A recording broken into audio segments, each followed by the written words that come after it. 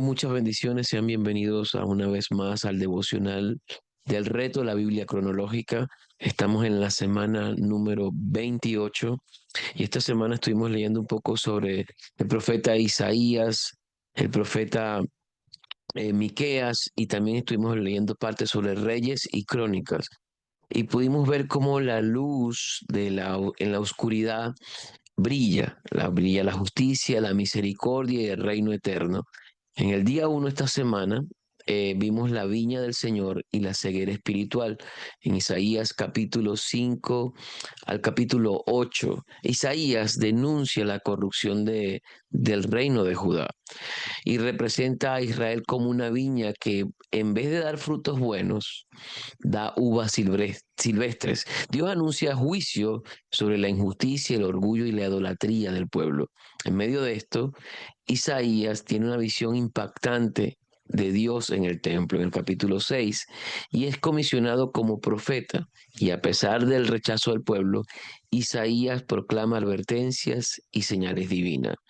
Dios espera de cada uno de nosotros que demos frutos de justicia, obediencia y paz en nuestras vidas.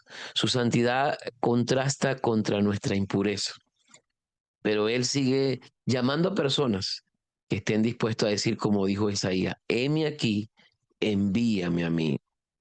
Y la pregunta es, ¿hoy estamos respondiendo a su llamado o simplemente a veces endurecemos el corazón, se nos enfría el corazón? Dice que la maldad de este mundo enfriará el corazón de muchos y dejamos muchas veces de confiar, dejamos muchas veces de que lo que otros hicieron no me dejen ver lo que Dios está haciendo. También vimos que en Isaías capítulo 9, hasta el capítulo 12, en medio del juicio, Isaías anuncia una esperanza. Dice, el nacimiento de un niño traerá paz y justicia. Isaías capítulo 9, versículo 6. Y se habla de un remanente fiel y una restauración futura bajo el reinado del Mesías, promoviendo el pro, promoviendo no, dejando vivo el tronco de Isaí. Isaí era el padre de David y sabemos que David es descendiente directo de nuestro Señor Jesucristo. El capítulo 12 cierra con un cántico de alabanza y de salvación a Dios. Aún en medio del caos en que vivimos como mundo, como seres humanos, Dios tiene un plan de redención. Jesús, el Rey, el Mesías prometido, es nuestra luz en la oscuridad. Y sí, a veces nos cuesta confiar en los gobiernos, confiar en las instituciones. De hecho, creo que la iglesia también ha pasado por ese descrédito, que mucha gente ya no confía en la iglesia, en los líderes de la iglesia, porque hablan una cosa pero viven otra. Pero siempre, como la iglesia no es un invento del hombre, la iglesia no la constituyó el hombre, la iglesia es la novia de Cristo. Y entendemos que como novia es la cabeza de la iglesia. Y así que la iglesia, no importa lo que el hombre pueda hacer para desacreditar la iglesia, Dios siempre mantendrá su iglesia. Y en Miqueas, capítulo 1 al 4, Miquea proclama un juicio contra Samaria y Jerusalén por sus pecados de idolatría. Habla del castigo venidero, pero también promete que en los últimos días el monte del Señor será exaltado y habrá paz en las naciones. Y Dios anhela un pueblo que camine en humildad y justicia. La justicia de Dios no es negociable. No se negocia la justicia, no se negocia la misericordia, pero esa justicia siempre va acompañada de humildad. Y hay que tener humildad para reconocer cuando nos equivocamos, cuando fallamos, cuando como seres humanos verdaderamente en nuestra vida hay una falla y algo que no está bien, y reconocer que Dios en su inmensa misericordia nos perdona.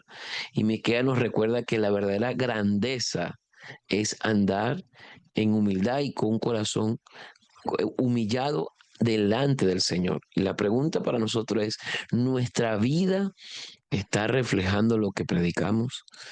Eh, Porque muchas veces vemos que las personas dicen ser cristianas y la palabra dice que por su fruto os conoceré. Y la verdad es que muchas veces las personas dicen andar con Jesús, caminar con Jesús, pero su vida refleja algo totalmente contrario a lo que dicen tener. Miqueas capítulo 5 al 7, esperanza en tiempos difíciles. Miqueas profetiza el nacimiento del Mesías en Belén y la victoria final de Dios sobre sus enemigos.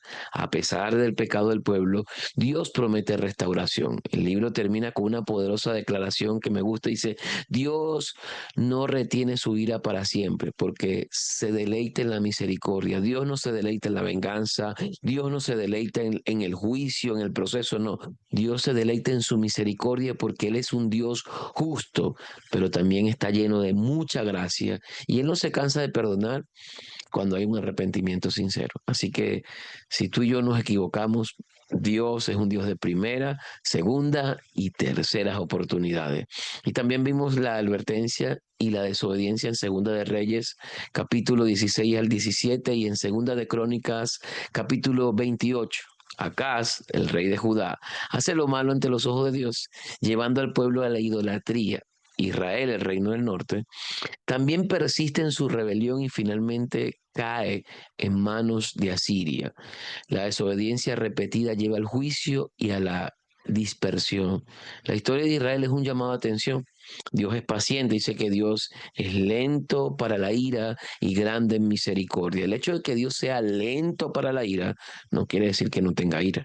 No quiere decir que como un padre bueno, como un padre fiel, no nos discipline y no nos corrija. Pero muchas veces, amado, ignorar el pecado, cuando ignoramos su palabra, las consecuencias son reales. Y la verdad es, pregunta es, ¿estamos escuchando la voz de Dios o estamos caminando hacia nuestra propia caída? Y para cerrar este resumen de esta semana, vemos a Isaías capítulo 13 al capítulo 17, la mano de Dios sobre las naciones. Isaías profetiza el juicio sobre Babilonia, Asiria, Filistea, Moab y Damasco.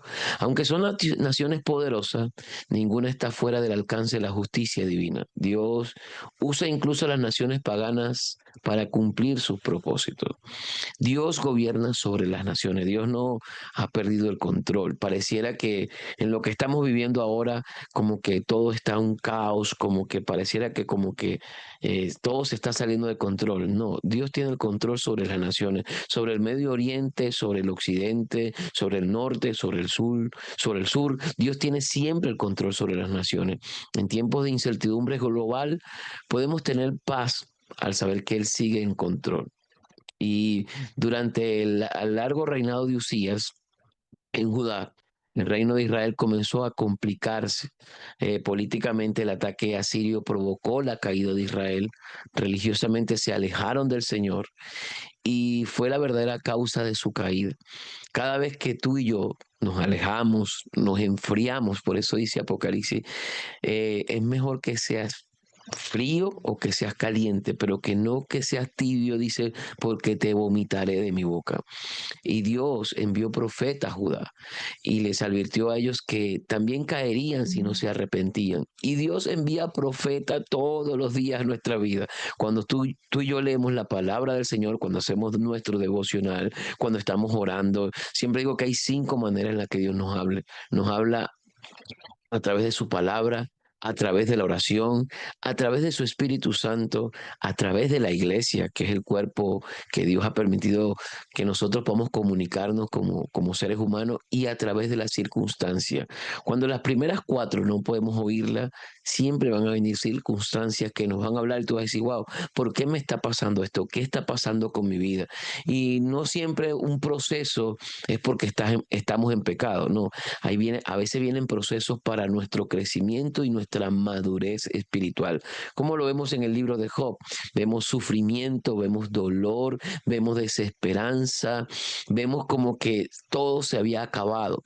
Y nos damos cuenta que Job no estuvo pecando, sino que simplemente fue un proceso donde él dice, de oída te había oído, pero ahora mis ojos te ven. Y muchas veces hemos oído que Dios hace milagros, hemos oído que Dios tiene misericordia, hemos oído que Dios es justo, pero lo oímos. La pregunta es, ¿lo hemos visto en nuestras vidas?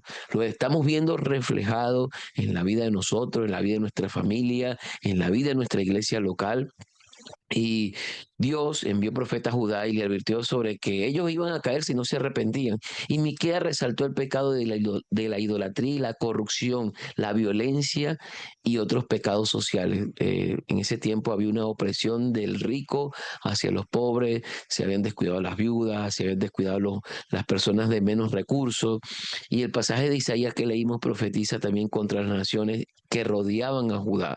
Y muchas veces vemos que aún las naciones que Dios usó como instrumento para corrección y para castigo, también tuvieron sus consecuencias, también tuvieron su, su amonestación. Y tú y yo, cada vez que nos alejamos de la presencia del Señor, que nos alejamos, y eso lo único, el único que lo puede saber es cuán lejos o cuán cerca está de Dios, no es nadie sino solamente tú, en tu relación íntima, real y personal con el Señor. Amén.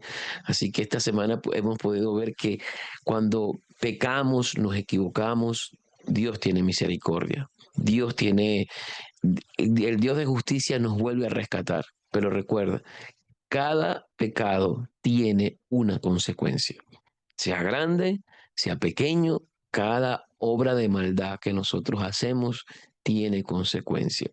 Y obviamente a veces esas consecuencias no solamente me van a afectar a mí, sino también a todos los que rodean mi casa y mi vida o el ministerio al cual yo pertenezco.